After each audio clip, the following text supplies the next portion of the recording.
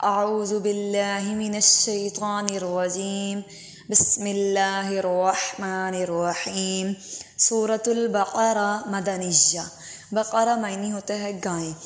الف لام میم، یہ حروف مقطعات میں سے ہیں، اس کے معنی صرف اللہ ہی کو معلوم ہے۔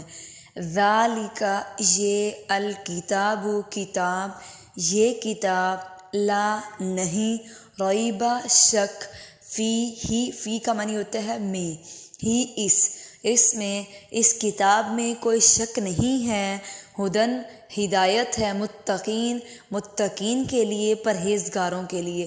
متقین کہتے ہیں پرہیزگار لوگ جو کہ گناہوں سے پرہیز کرتے ہیں۔ یہ کتاب اس میں کوئی شک نہیں، یعنی قرآن مجید، اور یہ متقین کے لیے ہدایت ہے۔